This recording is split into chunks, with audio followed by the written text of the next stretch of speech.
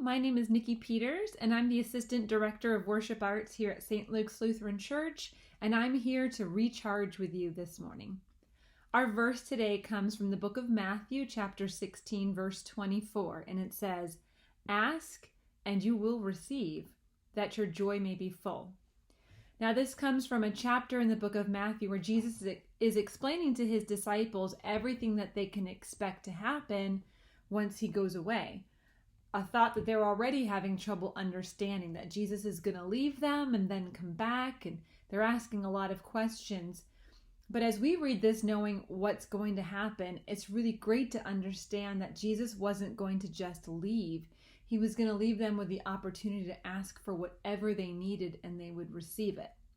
Now, the key word there is whatever they needed, not necessarily everything they wanted. The book of James is written, obviously, after this moment. And I love the book of James. Maybe I'm a rule follower, but I like having some guidelines to live my Christian life by. And in the chapter 4 of James, in verse 3, he says, "You ask and do not receive, because you ask wrongly, to spend it on your passions." My husband and I often ask each other, what would we do if we won the lottery? And whenever we start to answer, well, I would buy, we suddenly know we're not going to win the lottery. We never start the sentence with, well, I would give.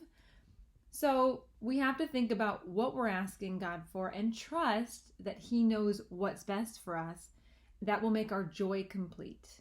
Joy is not always the same thing as happiness. It's something a little bit more deep in our hearts and in our core and in our soul that gives us an understanding of God's control and power and our humility in that. I like thinking of that kind of Sunday school phrase of joy being Jesus, others, yourself. That if we put Jesus and others before ourselves, then we really truly do find joy. In the book of James also in chapter 1, he says, "If any of you lacks wisdom, let him ask God, who gives generously to all without reproach, and it will be given." Well, there you go.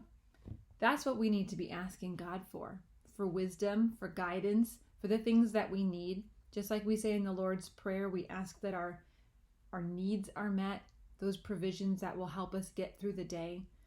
And every now and then God surprises us with something really lavish that we never thought we would need. And that's really exciting and special. But I hope you remember today that if you ask, you will receive, because it's God's hope that our joy is full. May God bless you today. Have a wonderful week.